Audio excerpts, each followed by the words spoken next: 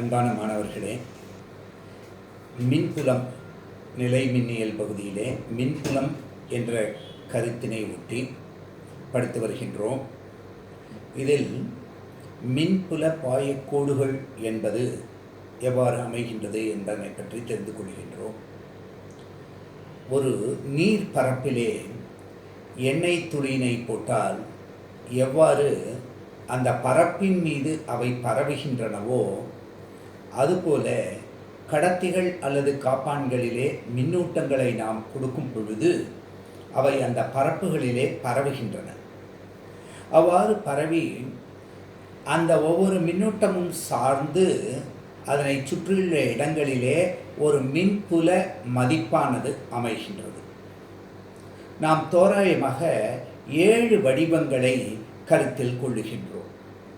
அதாவது ஒரு புள்ளி மின்னூட்டத்திலிருந்து வருகின்ற மின்புல விசைக்கோடுகள் மற்றும் மின்புல வலிமை, மின்புல செறிவு, எலக்ட்ரிக் ஃபீல்டு என்பது ஒரு பாயிண்ட் சார்ஜிலிருந்து எவ்வாறு கிடைக்கும். இவ்வாறு ஒரு தொகுப்பாக நீங்கள் எழுதி வைத்து கொண்டால் பரீட்சைக்கு முன்னாடி, அதாவது தேர்வுக்கு முன்னாடி நீங்கள் நன்றாக அதனை மீள்பார்வை செய்ய முடியும். கணக்குகள் போடுவதற்கு அது சுலபமாக இருக்கும். அதற்காகத்தான் இத்தகைய அமைப்பிலே இதனை நான் தொகுத்து கொடுத்திருக்கின்றேன். பின்னர் 5 மார்க் கேள்விகளாக நாம் இவை எவ்வாறு இந்த வாய்ப்பாடுகள் வருகின்றன என்பதனையும் தனித்தனியாக அதை ஒவ்வொன்றையும் ஒரு கணக்காக எடுத்து வைத்திருக்கின்றேன். அப்போ அந்த கணக்குகளை நாம் சால்வ் செய்யும் பொழுது இந்த வாய்ப்பாடுகள் ஒவ்வொன்றும் எவ்வாறு வருகின்றன என்பதனை நாம் பார்க்கின்றோம். இந்த தொகுப்பு ஒரு புள்ளி மின்னோட்டத்தின் பொழுது அது நேர் மின்னூட்டமாக இருந்தால் வெளிநோக்கியும், இது எதிர் மின்னூட்டமாக இருந்தால் உள்நோக்கியும் இருக்கும் என்ற குறிப்பினை நாம் கொடுத்திருக்கின்றோம். எப்பொழுதுமே இந்த புள்ளி Q என்பதிலிருந்து அதனுடைய சோதனை மின்னூட்டம் எங்கு அமைகின்றதோ அதனை பொறுத்த திசையிலேயே அது அமைகின்றது என்று சொல்லுகின்றோம். இந்த Q என்பதை மூல மின்னூட்டம் என்று நம்ம குறிப்பிடுகின்றோம். Charge, the source. அடுத்தது பாயிண்ட் சார்ஜ் என்று சொல்லுகின்றோமே, த சோர்ஸ் என்று சொல்லக்கூடியது. அப்ப இங்க இருக்கிற வாய்ப்பாடு என்ன? நமக்கு E என்ற வெக்டர். இது எல்லாமே மின்புலம் மதிப்பெல்லாம் என்ன இருக்கு? நியூட்டன் பெர் கூலும் விசை பை கூலும் என்பதனால தான் அளக்கப்படுகின்றது. ஓரலகு மின்னோட்டத்திற்கான உணரும் விசையே மின்புலம். அப்ப KQ/r². இது என்ன? அலகு வெக்டர். இது இந்த அலகு வெக்டர் என்பது திசையை குறிக்கும். இது வெக்டராக இருப்பதனால இங்க k என்ற மாறிலி 1/4πε0 இது கூலும் விசை வடிவத்திலிருந்து வந்தது என்று தெரியும். சரி, இந்த தன்மையில அந்த மின்புல மதிப்பு r² மதிப்பில் இருப்பதன் காரணமாக இதனுடைய தன்மை எவ்வாறு சாய்ந்து செல்கின்றது என்பதனை பற்றி பார்க்கின்றோம். மின்புலத்துக்கும் இடைத்தொலைவிற்கும் உள்ள ஒரு வரைபடம் போட்டா அதனுடைய வடிவம் எவ்வாறு அமைகின்றது, r², ஒரு பரவளையத்தில் எப்படி kx² தன்மைப்படி வருகின்றதோ அதுபோல இந்த அமைப்பானது வருகின்றதுன்னு பார்க்கிறோம்.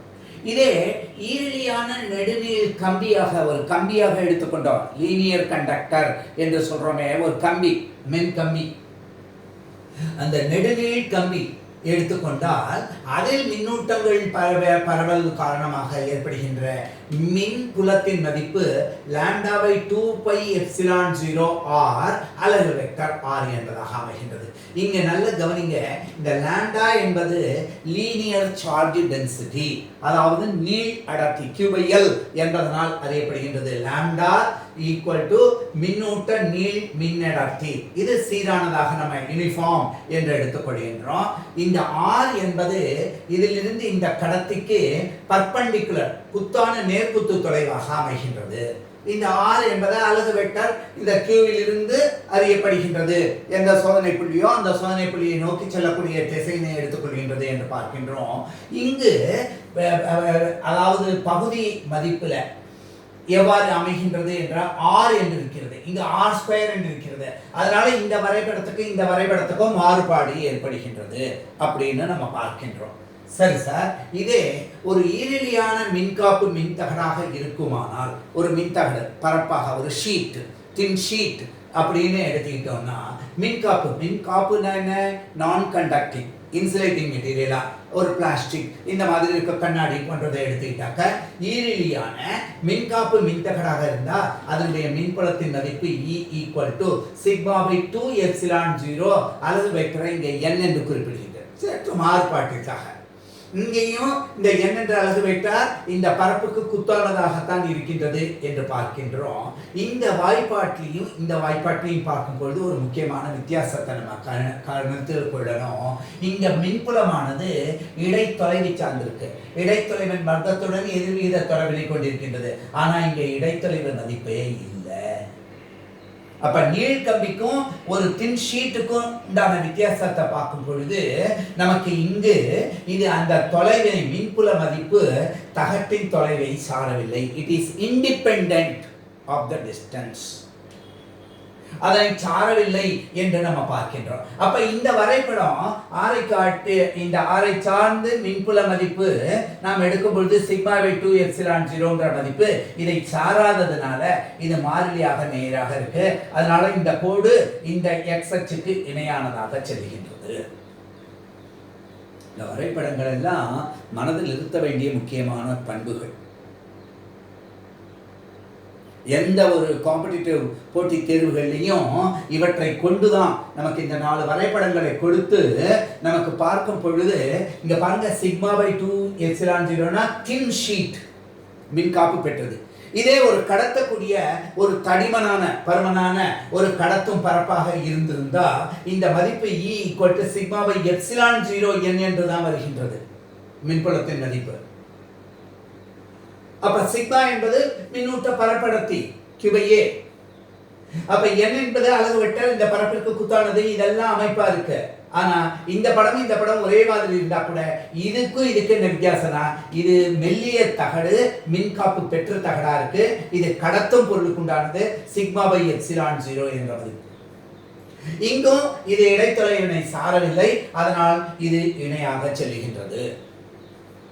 இந்த அமைப்பு முக்கியமான ஒரு அமைப்பாக இருக்கின்றது. அடுத்த காட்சி பதிவீட்டிலே நாம் ஒரு வளையம், உள்ளீடற்ற ஒரு கோளம், அதாவது ஒரு பரும கோளம், இந்த மூன்றின் காரணமாக அதிலே இருக்கின்ற மின்னோட்டங்கள் காரணமாக எவ்வாறு அமைகின்றது என்பதனை பற்றியும் அதனுடைய வரைபடங்கள் அமைப்பை பார்ப்போம். இந்த அமைப்புகளை ஒரு பேப்பரில் நீங்கள் குறிப்பாக எடுத்து வச்சுங்க. அப்படி வச்சுட்டா இவ்வாறு, அதாவது இப்போ நான் கொடுக்கறதுதான் இல்லை, நீங்கள் புத்தகத்தை படிச்சுட்டே வரும் பொழுது இத்தகைய அமைப்பில் எழுதி வச்சுக்கிட்டோம் அப்படின்னா கருத்தாக்கம் செறிவு மிக்கதாக நமக்கு நம்ம படிப்பானது அமைகின்றது என்று பார்க்கின்றோம். சரி, நேற்றைய தினம் நம்ம ஒரு மின் இருமுனை என்றால் என்ன என்று பார்த்தோம். சில புத்தகங்களில் அந்த இடைத்தொலைவை d+d, அதாவது 2d என்று எடுத்திருப்பார்கள். அப்ப மின் இருமுனையின் திருப்புத்திறன் Q/2d என்று கொடுக்கப்பட்டிருக்கும். சில புத்தகங்கள்ல a என்பதை இடைத்தொலை மையப்புள்ளியிலேந்து ஒவ்வொரு மின்னூட்டமும், மின்னூட்டம் மின் திருப்பு இருமுனை என்றால் என்ன நமக்கு தெரியும். இரு வேரினமான சமமான மின் மதிப்பு கொண்ட துகள்கள் சிறிய தொலைவிலே பிரித்து வைக்கப்பட்டிருக்குமானால் அவற்றினுடைய தொகுப்பு, அந்த அமைப்பு மின் இருமுனை என்று குறிப்பிடுகின்றோம். நேற்றைய தினம் நீர் மூலக்கூறு ஒன்றை எடுத்துக்கொண்டு நம்ம பார்த்தோம். எப்படி ஆக்சிஜன் மூலக்கூறு ஹைட்ரஜன் ஆக்சிஜனும் ஹைட்ரஜனும் சேர்ந்து நமக்கு எவ்வாறு அந்த இருமுனை தத்துவத்தை கொடுக்கின்றத, அதன் மதிப்பெல்லாம் நம்ம பார்க்க முடிந்தது. இன்றைய தினம் முதல்ல ஒரு மின் இருமுனையை கொண்டு மின் இருமுனையின்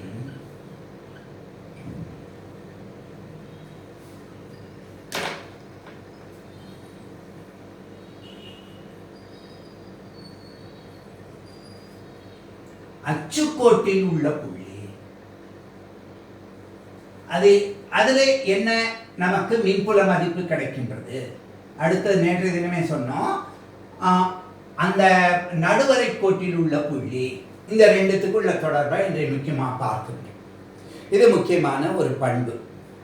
அதாவது என்ன எடுத்துக்கொள்கின்றோம், ஒரு மின் இருமுனையை நம்ம எடுத்துக்கிறோம். இந்த மின் இருமுனையை AB என்று குறிப்பிடுகின்றோம். இது மைனஸ் கியூ, இது பிளஸ் கியூ. இதனுடைய மையப்புள்ளி சி என்பதாக இருக்கின்றது. எப்படியுமே தொலைவுகளை மையப்புள்ளியிலேருந்து தான் கருதுவோம். எப்படி ஒரு காந்தத்தை எடுத்துக்கிட்டோம்னா அது ஒரு இருமுனையம் போன்ற இருக்கிறது, நார்த்து சவுத் என்எஸ் என்று எடுத்துக்கிறோமோ அதே போல தான் இங்கே அதை இந்த மொத்த நீளத்தை 2L என்று எடுத்துப்போம். LL என்பது செமி லென்த் என்று எடுத்துக்கொள்ள முடியும். அப்போ மைனஸ் கியூவிலிருந்து பிளஸ் கியூ திசையில தான் இதனுடைய திருப்பு திறனானது செயல்படும் அப்படின்னு தெரியும். இந்த ரெண்டையும் இணைக்கின்ற இந்த கோடு அச்சுக்கோடு, இந்த அச்சுக்கோட்டினை நீட்டினால் நமக்கு ஏதோ ஒரு புள்ளி கிடைக்கின்றது. அந்த புள்ளியில் D என்று எடுத்துப்போம். அந்த புள்ளியில் ஏற்படுகின்ற மின்புலத்தின் மதிப்பு நம்ம கண்டுபிடிக்கிறோம். அதை எப்படி கண்டுபிடிக்கலாம்? முதல்ல இந்த புள்ளியில ஓரலகு மின்னூட்டம் ஒன்றினை நாம் வைக்கின்றோம். அது உணர்கின்ற விசை. அப்ப இந்த மையத்திலிருந்து இந்த புள்ளி D என்பது எவ்வளவு தொலைவிலே வைக்கப்பட்டிருக்கின்றது? R தொலைவிலே வைக்கப்பட்டிருப்பதாக கருத்தில் கொள்வோம்.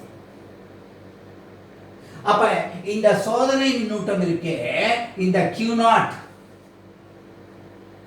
இந்த மூல மின்னூட்டம் Q வில் இருந்தோ மைனஸ் Q வில் இருந்தோ மின்புல விசையினை பெறுகின்றது.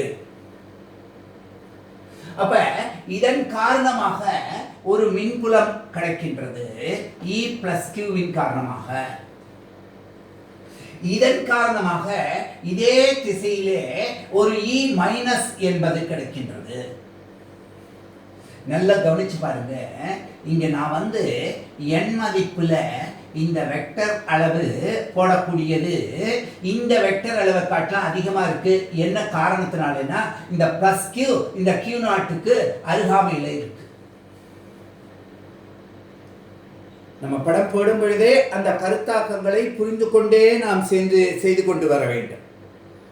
அப்படி பார்த்தாதான் நமக்கு இந்த அமைப்பு தெளிவாக தெரியும். சில நேரங்களில் இந்த புள்ளியை ஆரிஜின் மையப்புள்ளி O என்று கொண்டு இந்த புள்ளியை C என்று எடுத்துப்பாங்க. நீங்க எப்படி வேணாலும் எடுத்துக்கலாம், புரிஞ்சிட்டாங்க. சரி, இதனுடைய சென்டர் பாயிண்ட்டை நான் C என்று எடுத்திருக்கேன். இந்த நம்ம எனி பாயிண்ட் நம்ம டிட்டர்மைன் பண்றதுனால D என்று எடுத்திருக்கேன். ஆக இந்த விசைகளை முதல்ல நம்ம கருத்துல பார்க்கணும். மேற்பொருந்துதல் தத்துவத்தின்படி இந்த ரெண்டு விசைகள் E பிளஸ் E மைனஸ் 2 மின்புல விசையினுடைய தொகுப்பு நமக்கு மொத்த மின்புலத்தை கொடுக்கும். அப்ப பிளஸ் கியூவினால் D இல் மின்புலம் என்ன மதிப்பாக இருக்க முடியும்? இப்பதானே புள்ளி மின்னூட்டத்தின் காரணமா இருக்கிறது என்னன்னு பார்த்தோம். அதாவது 1/4πε0 இதை k என்று எடுத்துக்கலாம், அல்லது 1/4πε0 அப்படின்னு எடுத்துக்கலாம். Q டிவைடட் பை இதன் காரணமாக டிவைடட் பை இந்த தொலைவு பாருங்க, இந்த B என்ற புள்ளியிலிருந்து D என்ற புள்ளி R என்ற தொலைவிலிருந்து இந்த A என்பதை கழித்து வரக்கூடியது. அதனால R minus A whole square என்று சொல்ல முடியும்.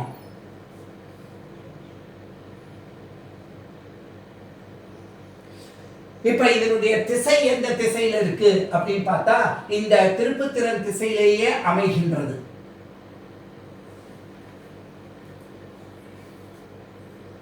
அதாவது இந்த புள்ளியிலிருந்து இந்த புள்ளியினை நோக்கியே செல்லக்கூடியதாக இருக்கிறது A to B, AB திசையில். சில நேரங்களில் இதை B என்று இதை A என்று எடுத்துக்கலாம். அதெல்லாம் உங்களுடைய அமைப்பு, இது ஒன்றும் பெரிய விஷயமே கிடையாது. எப்பவுமே திருப்புத்திறனுடைய திசை மைனஸ் கியூவிலிருந்து பிளஸ் கியூவினை நோக்கி செல்லும் அப்படின்னு நம்ம சொல்லியிருக்கோம். அதனால அதை மட்டும் சொல்லுகின்றோம். இது ஒரு இதாக. இப்ப மைனஸ் கியூவினால் டியில் மின்புல மதிப்பு என்ன? ஈக்குவல் டு இதை E ஆஃப் பிளஸ் என்று சொல்கின்றோம், இது E ஆஃப் மைனஸ் என்று சொல்லி மைனஸ் கியூன் காரணமாக ஏற்படக்கூடியது. இது எதிர் திசையில, அதாவது ஈர்ப்பு இந்த எதிர் திசையில வர்றதுனால மைனஸ் 1/4πε0 q divided by இங்க பாருங்க இந்த புள்ளி a என்பது எப்படி இருக்கு இந்த r கூட இந்த a கூட்டினா வரக்கூடியதா இருக்கு அப்ப r plus a whole square நான் முன்னாடியே சொன்னேன் இங்க n மதிப்பு பார்க்கும்போது இங்க டினாமினேட்டர்ல ஜாஸ்தியா மதிப்பு இருந்ததுன்னா அந்த மதிப்பு குறையும் இங்க மதிப்பு குறைவா இருக்கிறதுனால இந்த மதிப்பு அதிகமாக இருக்கு இந்த வெக்டர் மதிப்பு இது எந்த திசையிலே அமைகின்றது என்று பார்க்கின்றோம் இங்க மைனஸ் எதிர்த்து கொடுத்திருக்கிறதுனால அந்த அதாவது திருப்புத்திறனுடைய திசைக்கு எதிர் திசையில் இருக்கின்றது அப்ப இவ்வாறு இங்க மைனஸ கொடுத்து இங்க போடும்போது இதையும் நம்ம என்னன்னு தான் சொல்லலாம் ஏபி திசையில் அதே திசை இங்க மைனஸ் போடாம இருந்தா நம்ம என்ன சொல்லியிருக்கலாம் DA திசையில் சொல்லியிருக்கலாம் அப்ப இத சமன்பாடு 2 என்று குறிப்பிடுகிறோம் இங்க மைனஸ் கொடுத்திருக்கோம் அப்ப மேற்பொருந்துதல் தத்துவத்தின் படி எப்பொழுதுமே நம்ம பரீட்சை எழுதும் பொழுது அந்த அமைப்பை சேர்த்து எழுதணும் மேற்பொருந்துதல் தத்துவத்தின் படி பிரின்சிபல் ஆஃப் சூப்பர்பொசிஷன் அப்ப மொத்த நிகர மின்னூட்ட மதிப்பு E total என்று நம்ம எடுத்துக்கிட்டோம்னா இந்த மதிப்பு E1 plus E2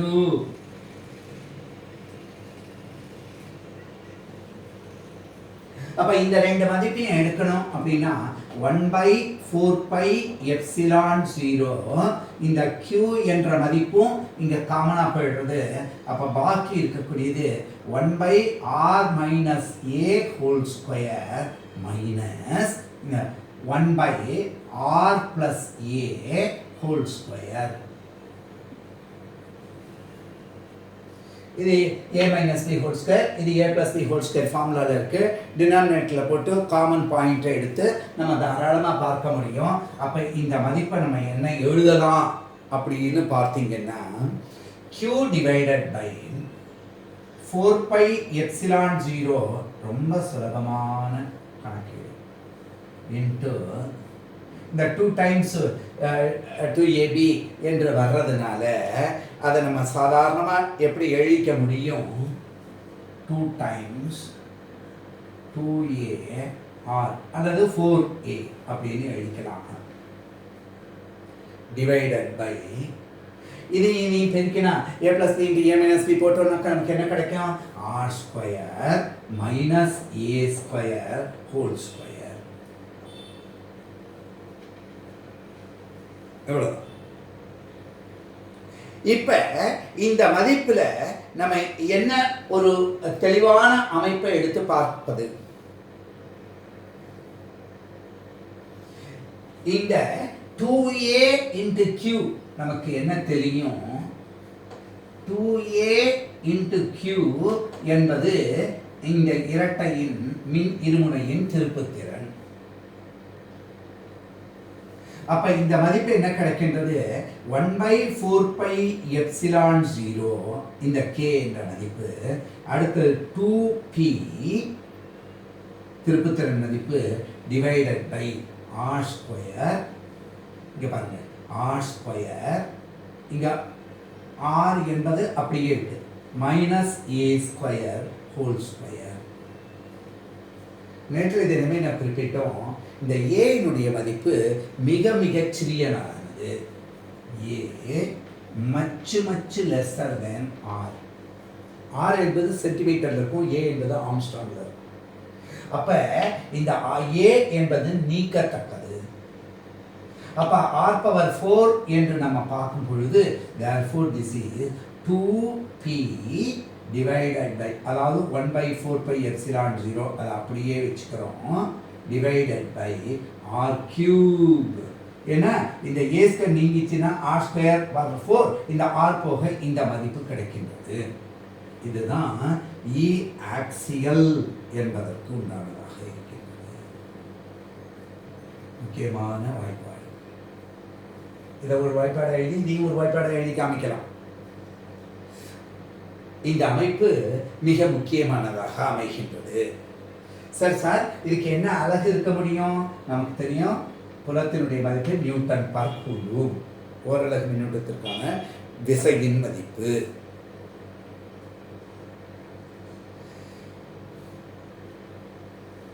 இப்ப நம்ம தேர்வு செய்யக்கூடிய புள்ளி இங்க இருக்கு சார். இதை இங்க வச்சிருந்தாலும் இதே அமைப்புகள் தான் இருக்க போறது. மொத்த அமைப்பு அப்படிங்கிறதுடைய மதிப்பு இவ்வாறு தான் இருக்க போகின்றது. ஆக மின் இருமுனையின் அச்சுக்கோட்டில் ஒரு புள்ளியில முதல்ல பிளஸ் கியூனால ஏற்பட்டது, மைனஸ் கியூனால ஏற்பட்டது, இரண்டையும் தொகுத்து மேற்பொருந்துதல் தத்துவத்தின்படி இந்த சமன்பாடுகளை பெறுகின்றோம். நீங்க இடைச்சமன்பாடுகளுக்கெல்லாம் எண்ணிக்கை கொடுக்கணும்னா இதுக்கு 3ன்னு சொல்லலாம். இதுவும் இ டோட்டல்னுடைய மதிப்பா இருக்கு. இப்ப இந்த மதிப்பும் என்ன அப்படின்னு சொல்றோம், அந்த பியின் திசையில் தான் இருக்கிறது அப்படிங்கிறதுக்காக இந்த மதிப்பினை போட்டு காமிக்கலாம். இப்ப இதை 4ன்னு சொல்லி இந்த மதிப்பை நம்ம என்னன்னு சொல்லலாம், 5ன்னு சொல்லலாம். ஆக இங்க கன்சிடரேஷன் அப்ராக்சிமேஷனுக்கு என்ன இருக்கு, ஏ மச் லெஸ் தென் ஆர். அதனால ஏ என்பது தள்ளத்தக்கது. அதனால 1/4 π ε0 2p/r³ என்று கிடைக்கின்றது. இதுதான் ஒரு மின் இருமுனையின் அச்சுக்கோட்டில் உள்ள புள்ளியில ஏற்படக்கூடிய ஒரு மின் புலத்தினுடைய மின்புல விசை, மின்புலம், மின்புல செறிவு, electric field intensity, electric field என்றெல்லாம் சொல்றாங்களே, அதுக்கு உண்டான ஒரு அமைப்பாக இருக்கு.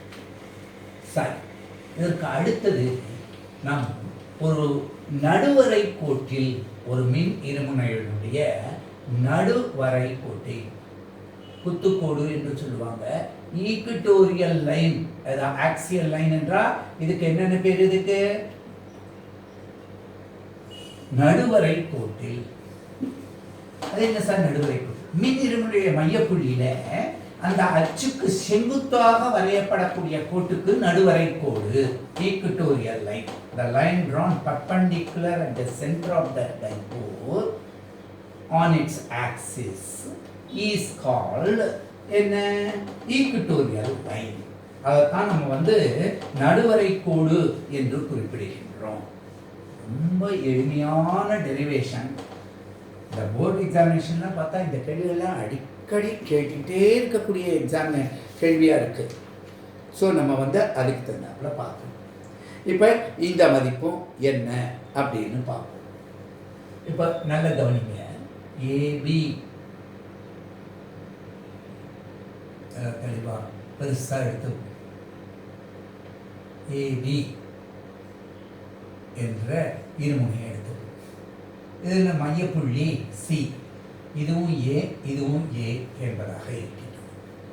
சரி சார், சற்று தெளிவாக இருக்கு, ரொம்ப சுலபமாக வரப்படுது. இந்த படம் முக்கியமானதாக இருக்குது, புரிஞ்சுக்கணும். அப்போ நல்லா தெளிவாக பார்ப்போம். இங்கே பாருங்கள், இந்த மாதிரி ஒரு புள்ளியை எடுத்துக்கணும், AB minus Q plus Q, இதனுடைய மையப்புள்ளியை ஓ என்று எடுத்துக்கணும்.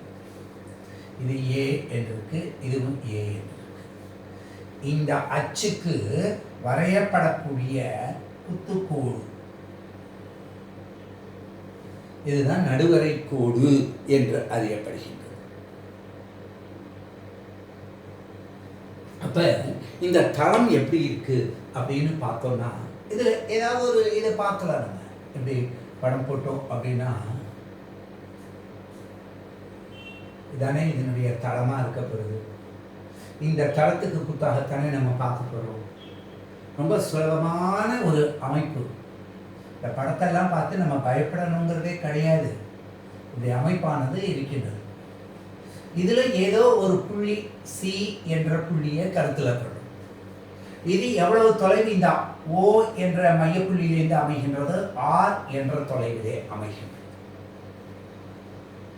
இதுதான் நமக்கு தேவை. இப்ப இந்த புள்ளியில டெஸ்ட் மின்னோட்டமான Q0 என்பதை வைக்கிறோம். ஏன்னா அது உணர்கின்ற விசை தான் மின்புலத்தை கொடுக்க போறது.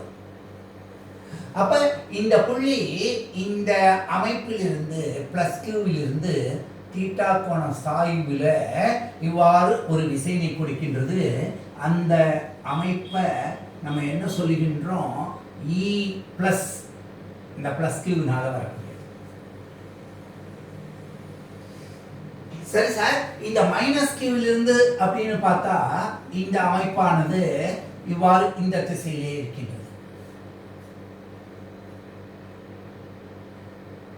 இது E மைனஸ்.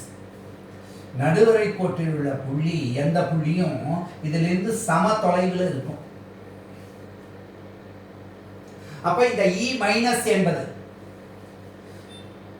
இப்ப என்ன ஆகின்றது பாருங்க, 2 வெக்டர் கூறுகள் கிடைக்கின்றது. அப்ப நமக்கு இணைகர விதிப்படி இந்த வெக்டர் கூறுகளை நாம் என்ன செய்யலாம் அப்படின்னு பார்த்தா, இவ்வாறு ஒரு இணைகரத்தை முடிப்பதன் காரணமாக இந்த இரண்டினுடைய தொகுபயன் மதிப்பினை பார்க்கலாம். அப்ப இந்த திசையில CD, அப்ப தொகுபயன் மின்புலமானது இந்த அமைப்பிலே கிடைக்கின்றது.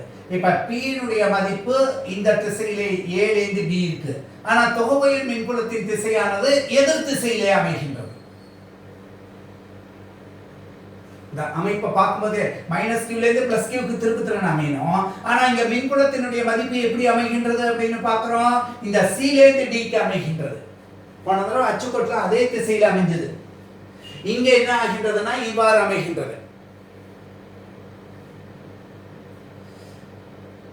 சரி சார், இப்ப இதை நம்ம எவ்வாறு பார்ப்பது அப்படின்னு சொன்னா, நேற்று ஒரு கணக்கு கூட கொடுத்த அந்த MG என்று சொல்லியிருந்தேன். இந்த E என்பதை எடுத்தா இந்த திசையில அது E பிளஸ் sin தீட்டா என்பதாக மாறுகின்றது. இங்கு E மைனஸ் sin தீட்டா என்ற கூறாக மாறுகின்றது. இந்த ரெண்டு ஒண்ணு சமன் செஞ்சுக்கிறது.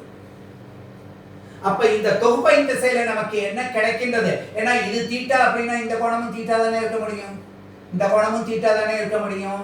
அப்ப இந்த E மைனஸ் காஸ் தீட்டா என்று ஒரு கூறு அமைகின்றது.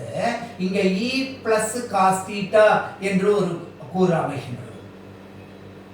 இந்த புள்ளியை மட்டும் எடுத்து பார்த்தோம்னா நமக்கு நல்லா கவனிச்சு பாருங்க. இப்படி இந்த திசையில E பிளஸ் sin தீட்டா, இந்த புள்ளியில E மைனஸ் sin தீட்டா, இது சமன் செஞ்சுக்கிறது. இப்ப இந்த திசையில நமக்கு என்ன கிடைக்கின்றதுன்னா E பிளஸ் காஸ் தீட்டா கூறும் இதனுடைய ஹரிசாண்டல் காம்பனன்ட்டும், இதனுடைய horizontal component E minus cos theta component இருக்கு. அப்ப இப்ப E பிளஸ் E மைனஸ் இந்த ரெண்டினுடைய மதிப்பையும் எடுத்தானாக்க ரெண்டு சமமா சேர்கின்றது. இந்த காஸ் தீட்டா கூறுகள் சேர்ந்துதான் நமக்கு இது கிடைக்கின்றது. ஏன்னா இந்த E பிளஸ் E மைனஸ் சேர்ந்துதான், அதுக்காக தான் இப்படி பிரிச்சு போட்டு காமிக்கிறேன் உங்களுக்கு. நல்லா புரிஞ்சுங்க. இந்த E பிளஸ் என்பதுதான் இவ்வாறு பிரிஞ்சிருக்கு, இந்த E மைனஸ் என்பதுதான் இவ்வாறு பிரிஞ்சிருக்கு. எண் மதிப்புல E பிளஸ் E மைனஸ் எப்படி இருக்கும், நடுவரை கோட்டில் சமமா இருக்கும்னு சொன்ன விசையானது.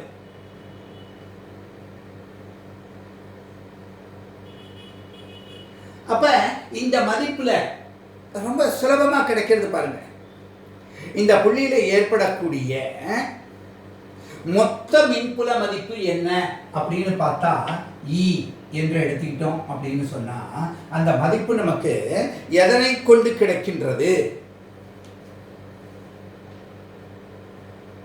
இங்க பாருங்க, இதுக்கு ஆப்போசிட் டைரக்ஷன்ல தான் இருக்கு ரெண்டுமே. மைனஸ் E, நல்லா புரிஞ்சுக்கணும். இந்த பிளஸ்னால ஏற்படக்கூடிய இதனுடைய மேக்னிடியூட் மதிப்பு காஸ் தீட்டா மதிப்பு எந்த வெக்டர்னுடைய, இந்த வெக்டருக்கு எதிர் திசை, அதனால தான் இங்க மைனஸ் கொடுத்து. அடுத்தது இதெல்லாம் எப்படிதான் மேற்பொருந்த தத்துவத்தின் படிதான். இதுவும் அந்த எதிர் திசையில தான் இருக்கு. E மைனஸ் என்பது காஸ் தீட்டா மதிப்பு என்ன வெக்டார், இந்த அலகு வெக்டார் அந்த திருப்புத்திறனுடைய திசைக்கு. அப்ப ரெண்டையுமே சேர்க்க முடியும். நான் அப்ப ரெண்டையுமே சேர்க்கும் பொழுது இந்த மதிப்பு என்ன, இந்த மைனஸ்ங்கிறத மொத்தமா வெளியில எடுங்க. அப்ப E இன் காஸ் தீட்டா E2, அப்ப 2ன்னு ஒரு நம்பர் வரும். ஈயோட மதிப்பு என்ன, ஒரு புள்ளி மின்னோட்டத்திலிருந்து வரக்கூடியது 1/, தெளிவாக புரியறதுக்காக நான் போட்டுட்டு வரேன். எப்சிலான் 0 Q டிவைடட் பை, ஏன்னா மூல மின்னூட்டம் Q தான். இது பிளஸ் Q, இது மைனஸ் Q. மின்னிறமணிக்கு சமமானது. Q டிவைடட் பை, இங்க என்ன சார் எழுதுறது? இந்த புள்ளியில இந்த தொலைவை நம்ம கன்சிடர் பண்ண வேண்டியிருக்கு. இந்த தொலைவு ரெண்டு சமம். அப்ப பார்க்கும்பொழுது பித்தாகரஸ் தியரத்தின்படி இந்த மதிப்பு என்னன்னு கிடைக்கின்றது? R square plus a square power 1/2 square root of. ஏன்னா கர்ண பக்கத்தின் இருமடியானது அடுத்துள்ள பக்கங்களின் இருமடிகளின் கூடுதலுக்கு சமம். அப்ப இந்த வாய்ப்பாட்டை வைத்து நம்ம இதை என்ன எழுத முடியும் அப்படின்னு நம்ம பார்க்கணும். நல்ல கொஞ்சம் தெளிவா புரிஞ்சுக்கிட்டே போகணும். இந்த மைனஸ் நான் முதல்ல எடுத்தேன், இங்க Q என்ற புள்ளியை எடுத்தேன். இந்த Q என்ற புள்ளியை கொடுத்து அதுக்கு அடுத்தது இங்க cos θ என்ற மதிப்பினை அப்படியே எடுத்துக்கிட்டோம். இங்க எழுதும்போது நமக்கு என்ன கிடைக்கின்றது? r ஸ்கொயர், ஏன்னா ஸ்கொயர் ஆஃப் த டிஸ்டன்ஸ் அப்படின்னா இந்த ஸ்கொயர் போயிடும். r square plus a square என்பதாக அமைகிறது.